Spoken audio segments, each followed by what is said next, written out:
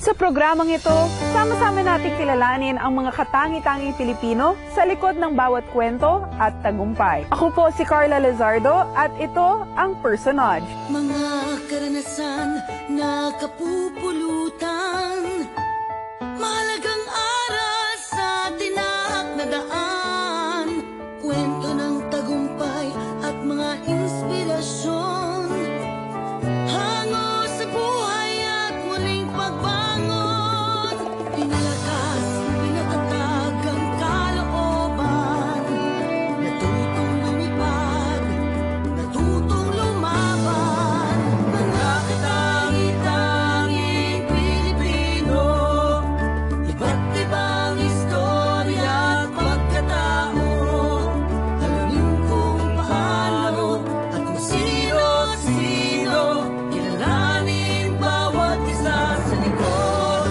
ng bawat kwento.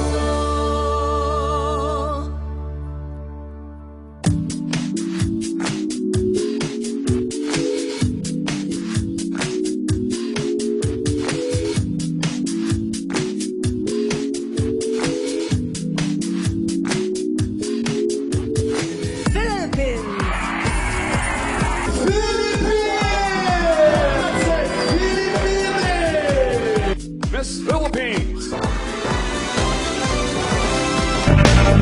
Philippines, Angeline Gran Gomez.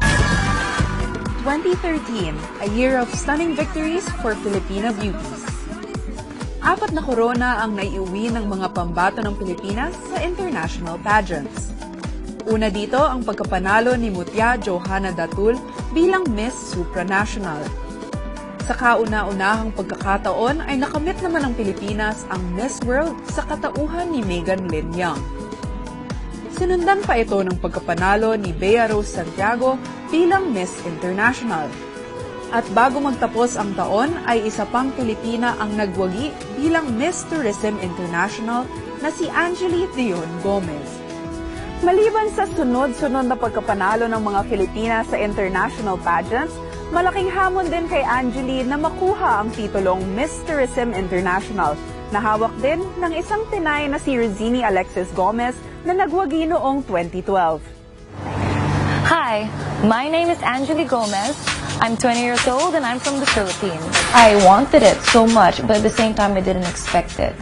So to actually hear the Philippines, I was overwhelmed. Mula sa Cebu si Angeli na kumukuha ng kursong film sa International Academy of Film and Television in Mactan. At noon pa man ay naniniwala siyang beauty queens are born, not made. I didn't feel the pressure until Bea Santiago won Miss International. And when she won, and then Corinne Medina won third runner-up in Miss Intercontinental, that's when I thought, oh my goodness, I need to top this. And that's when I really felt the pressure. Like the day I found out Bea won, I actually was so quiet that night. And I'm usually really talkative because I really felt it. But I didn't let that get to me. It got to me for one night and then I brushed it off. So I just did my best and hoped for the best.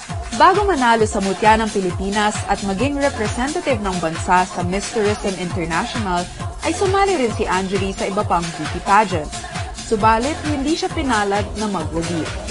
In the 3 pageants, I learned to always be prepared, like to the point where I bring my eyelash glue in case my eyelashes fall out, and also bring board killers, because there'll be times when you wait around and you might as well read something or maybe study about the country that you're in, and that's what I did when I was in Malaysia, and that really helped, so I wasn't just wasting time.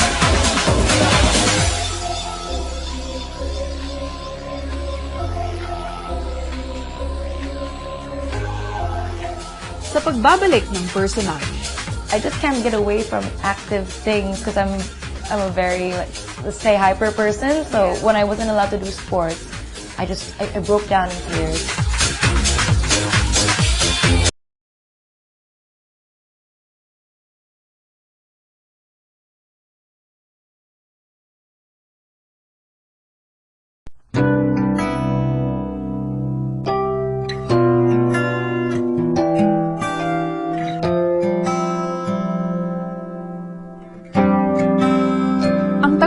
ni Angeli sa international pageant ay alay daw niya sa kanyang lolo na pumanaw na.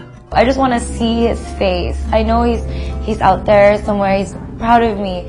And the reason why I did this was a long time ago. I think I was 10 years old. We were in Baguio and we were watching Miss Universe. And then he said, when you're older, you're gonna be Miss Philippines, okay? And I was like a kid back then. I was like, no way.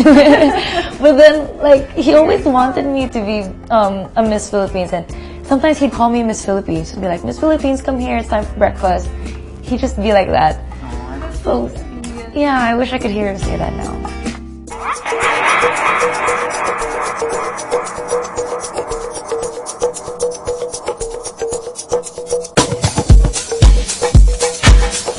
Ang Miss Tourism International ay nagsimula pa noong 1994 sa Malaysia, ang pinakahuling pageant na ginaganap kada taon tuwing New Year's Eve.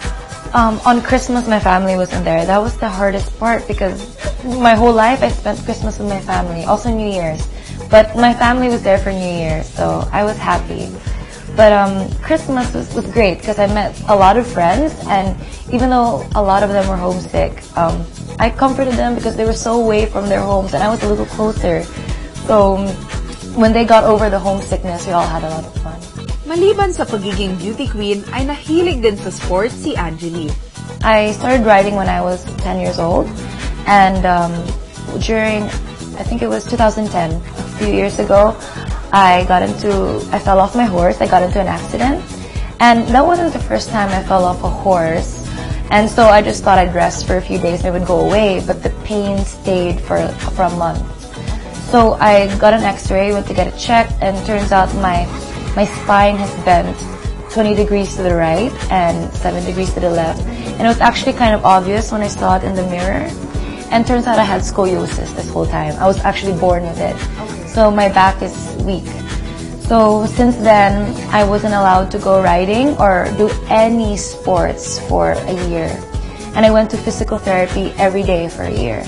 And that's when I got into flow arts, because flow arts is not as strenuous as the sports I used to do. Yeah. And so that's when I got anything that has to do with rhythm. I think even dancing could be considered a flow art, because you just have to go with like the rhythm of the music and just go with the flow. That's like they have this, like hoops have a flow, Poi has a flow, so that's why it's called flow art. I did it for my talent in Binibini Pilipinas last year.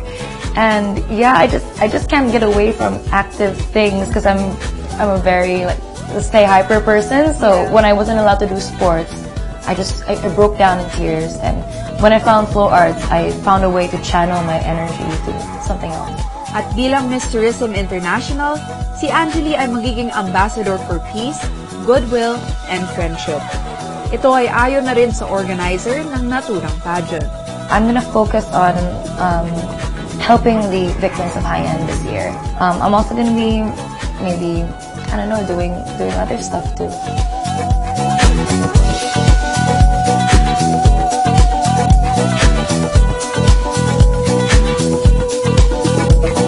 Sa pagbabalik ng personal, Kung hindi ka mag-iisip ng solusyon sa problema na meron kayo or sa kinalalagyan nyo, parang iisipin mo, ganito na lang ba kami palagi?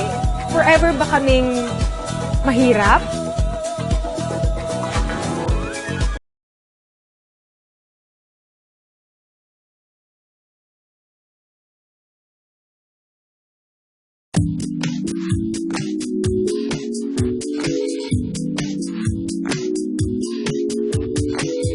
Apat na taon na ang nakalipas nang tanghalin siyang 4th runner-up sa Miss Universe 2010. At sa loob ng mga taong yon, ay naging abala si Venus Ra sa kaliwat ka ng mga proyekto. Maria Venus Ra, 22, Philippines! Naniniwala ako na pag isa kang beauty queen, ilalagay ka sa isang posisyon kung saan pwede kang maka-inspire ng mas maraming tao, pwede kang makagawa ng mga bagay na dati hindi mo nagagawa. Si Venus ay bunso sa 5 magkakapatid. Ang kanyang ama ay isang Indian at ang kanyang ina ay isang Filipina. Lumaki sa bayan ng Bato, Camarines Sur, sa isang payak na pamumuhay. Siguro sa classification ng Filipino family, we are below poverty. But I would say na even if ganon yung klase ng pamumuhay, oo, mahirap, very simple, pero I grew up with a kind of family na wala ka nang hahanapin pa. Very simple, but I would say that's the kind of life na nagmold sa akin for who I am right now. High school pa lamang ay sumasali na sa mga beauty contest si Venus. Pangarap ko na maging isang beauty queen noon pa bata pa ako. Pero wala pa akong idea na meron pala talagang national pageants, international pageants, yung mga ganon. At a very young age, nakikita ko na yung kapatid ko na sumasali ng beauty pageant, nakikita ko kung paano yung ginagawa niya on stage. At bilang ate ko siya, gusto ko rin gawin yung ginagawa ng ate ko. Yung something na ganon. Siya ay nagtapos ng bachelor's degree in communication arts, major in journalism sa Bicol University sa Albay bilang scholar at cum laude. Nagtrabaho bilang information assistant sa Department of Environment and Natural Resources sa Region 5, kasabay ang pagiging part-time fashion model sa Bicol at Manila. I was banking talaga doon sa support na binibigay ng family ko sa akin. That's very important for me.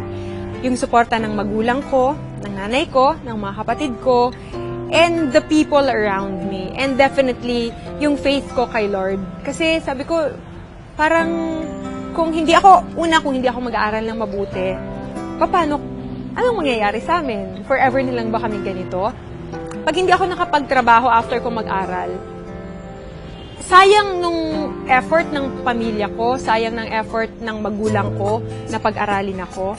Although, nung nag-aaral naman ako ng college, 100% scholar, may isang foundation na nagpaaral sa akin. So, kung iisipin, wala talagang ganun kalaking gastos si mama para pag-aralin ako. Pero, nandoon yung desire to strive, to work harder, to finish my studies, and to graduate with honors. Yun eh. Parang, I wanna graduate with honors kasi gusto ko yung magulang ko naman aakit sa entablado para naman mo-feel niya na, ay, kahit pala mahirap kami, kahit pala ganito yung buhay namin, biruin mo yung anak ko nakapag-aral ng mabuti na kung iisipin, ano ba naman kami? Yung ganon. And then aside from that, siguro, yung situation namin, isa rin yun sa nag-motivate sa akin. Kasi pag nakikita mo talaga, ay, nako, kung negative kang tao, kung hindi ka mag-iisip ng solusyon sa problema na meron kayo or sa kinalalagyan nyo, parang iisipin mo, ganito na lang ba kami palagi? Forever ba kaming mahirap? Forever ba kaming araw-araw iniisip kung saan kukuha ng pagkain? Yung ganon. March 6, 2010 nang nagwagi si Venus bilang binibining Pilipinas Universe na kakatawan sa bansa sa Miss Universe sa Las Vegas, Nevada. Subalit makalipas lamang ang ilang linggo, ay binawi sa kanya ang corona dahil sa issue ng kanyang citizenship. First, I was really happy. Alam mo yon, yung parang, ay, thank you Lord, nanalo ko. Actually, hindi pa ako nanalo, nasa stage pa lang. Parang hindi pa ina-announce yung name ko as binibining Pilipinas Universe. Iiyak na ako. Tuwan-tuwa ako. Sabi ko, alam ko Lord, uuwi ako ngayong gabi na panalo. Yung title na gusto ko, Universe. And then the following day, nandun pa rin. Parang hindi ka pa makapaniwala na panalo ka. Biglang sasabihin na, may problema ka pala sa ganito, may problema ka pala sa ganyan. We have to talk to you, the lawyer should talk to you, we should fix this, ganito, ganyan. Tapos biglang malalaman mo, makikita mo sa balita, sa TV, na dethroned ka pala. So, ibang klaseng sobrang iyak ako ng iyak. I was even questioning the Lord, why is this happening to me? Anong reason kung bakit nanalo ko? Oo, natuwa ako, pero at the end of the day, mawawala lang din pala lahat ng to sa akin. Before, parang wala akong lawyer. As in, talaga, I was so helpless na hindi ko alam kanino ako tatakbo, sino yung mga taong tutulong sa akin. Parang the world was against me. Yung ganun. Yung tao na nagpaaral sa akin nung college ako, the foundation, Francis Padua Papica Foundation, yung founder niya, happened to be here in the Philippines during that time. Sabi ko, wow, amazing ka, Lord. Biglang nandito siya. Wala naman talagang, di ba, parang, bakit siya nandito? Nagbakasyon lang.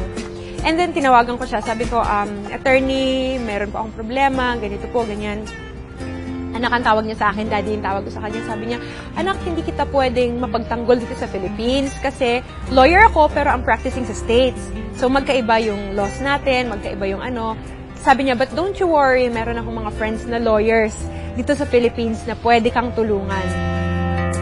Sa ginawang legal action ni Venus upang mabawi ang corona bilang Binibining Pilipinas Universe ay pinaboran ng Department of Foreign Affairs.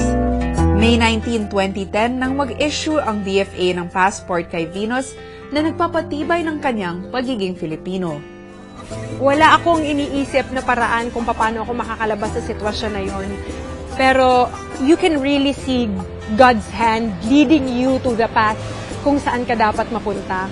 The only thing na nakasama ng loob ko was that you should have not accepted me sa screening if may ganito pala akong problema. So sana hindi na lang ako naging official candidate. Or parang naayos ko siya, na-fix ko siya before ako naging candidate, before pa ako nanalo. So sabi ko, maybe that was yung kulang sa part nila. And I definitely, meron din akong pagkukulang sa sarili ko. I accept that.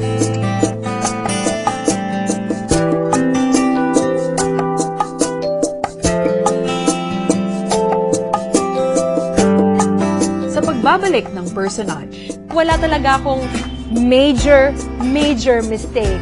And I would say, for the record, that is right grammar. Walang mali doon.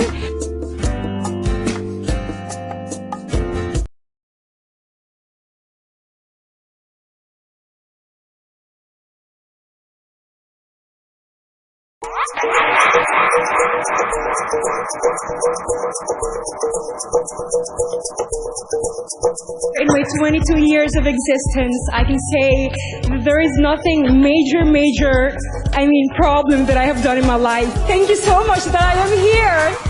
Matapos ang kontrobersiyang hinarap sa bansa, ay taas noong lumaban si Venus sa Miss Universe 2010 para naman sa karangalan ng Pilipinas. Hindi naman siya nabigo dahil tinanghal siyang 4th runner-up sa naturang kompetisyon. Isang karangalang ipinagbunyi ng mga Pilipino dahil matapos ang 10 taon mula noong 1999 ay muling nagningning ang mga Pilipina sa international beauty pageant. Even sa States, parang naging usap-usapan siya. Parang they were skeptical about the content of the answer. Parang sabi nila, is she Miss Perfect? Na parang wala siyang problema, wala siyang mistake na pinagdaanan sa buhay. But I totally respect cultural differences. Kasi maybe sa other countries, di ba, pag after 18, okay ka na, hiwalay ka na sa magulang, free ka na kung anong gusto mong gawin. But here in the Philippines, close-knit tayo eh. Kahit may asawa na, sa magulang pa rin nakatira yan. Kahit may apo na, yung apo, yung nanay pa rin yung nag-aasikaso. So, I would really say that my parents have been there for me for so long. They were there to guide me. They were there to lead me to the right path. So wala talaga akong major mistake. And I would say, for the record, that is right grammar. Walang mali doon. That's major, comma, major. So, I don't know, pagbalik ko ng Pilipinas, yun pala yung usapan. Nakala ko yung content ng sagot ko kasi parang sinasabi nila, baka perfect siya kasi wala siyang pagkakamali. So, minsan nainis ako. Yung mga times na una pa lang, parang, bakit naman nila inuulit-ulit pa yun? Hindi naman talaga mali yun. Pero, sabi ko nga, God is really there and He knows the purpose of your life. Akala ko bad publicity yun. Akala ko it's something na makakasira sa buhay ko or makakasira sa future ko bilang isang tao. Pero, God has really a way of turning something negative into something positive. Sabi ko, wow, amazing. So, ginagamit na siya, naging part na siya ng conversation for everyday lives. When you say major, that's Venus Ra. So, parang na-connect na yung pangalan ko doon. I would say na kahit pala tumanda ako, nandyan pa rin pala yung term na yon. I am happy for that. I am happy that somehow meron akong iiwanan na masasabi nila na, hindi natin makakalimutan to because, she's Venus and she's major. Nagpatuloy pa ang kasikatan ni Venus bilang actress at TV host. Naniniwala ako na pag isa kang beauty queen, ilalagay ka sa isang posisyon kung saan pwede kang maka-inspire ng mas maraming tao, pwede kang makagawa ng mga bagay na dati hindi mo nagagawa. Even if you really want to do it, hindi mo magawa kasi sino ka ba naman? Wala ka man lang power to do it, wala ka man lang posisyon to do it. But being a beauty queen, hopefully every beauty queen would do the same. Yung they would use the throne or the crown or the sash or the position for a better purpose. Ipinagpatuloy din ni Venus ang kanyang pag-aaral sa University of the Philippines at patuloy din ang kanyang charity work para sa mga kabataan. At saka nakikita ko na pag na-mold mo pala ng mas maaga yung utak ng isang bata, be it lalaki o babae, pag na-impluwensyahan mo sila at a very young age, hindi na pala nawawala yun sa utak nila o sa puso nila. At saka, it's not too late for them to apply kung ano yung natutunan nila. Kasi minsan parang pag tumanda na tayo, lumipas na ang panahon, may pagsisisi ka pa rin na parang, sayang bakit hindi ko yung natutunan noon? Sayang bakit walang taong nag-push sa akin para maabot ko yung dreams ko? Sayang bakit walang nag-guide sa akin? Sana may nakilala akong ganitong tao habang bata ako. And ayokong maging too late yon for them. I want them to realize at a very young age that there is hope. That it's okay to dream big. It's okay to reach for their dreams. Kasi it's not too late. Hindi ka masustuck sa kinalalagyan mo. Oo, siguro mahirap ka, may pinagdadaanan kang hindi maganda, but it's not too late. Hindi mo pwedeng sabihin na, hanggang dito na lang ako, wala nang pag-asa ang buhay namin. Sana hindi ganun yung maging mentality ng mga kabataan. Ang kanilang katanyagan ay kasing kinang ng kanilang mga korona bilang mga beauty queen. Pero higit na mahalaga ay ang kislap ng kanilang mga mata na tuparin ang tungkulin na pagtulong sa kapwa. Hanggang sa muli, ito ang programang naghahatid ng mga kwento ng tagumpay, inspirasyon at pagbangon. Ako po si Carla Lizardo at ito ang Personage. Harana para sa dalaga na kundi dahil sa pag-ibig ay tinalikuran ko na sana. Lahat na nilalabas ko, cleverly crafted, cleverly constructed. Tapos meron kayong mapupulot na aral o technique o kung ano man. Yun yung gusto ko gawin eh. Kung inakala mo ng pag-ibig ko'y magbabago. Always keep your feet on the ground. Matuto ka lumingon sa pinanggalingan mo. Kasi yung mga fans mo, yun yung talaga yung nag-aangat sa'yo, hindi lang ikaw yung sarili mo. So, kailangan maging paramdam mo sa kanila na hindi sila fan, kaibigan, ganyan.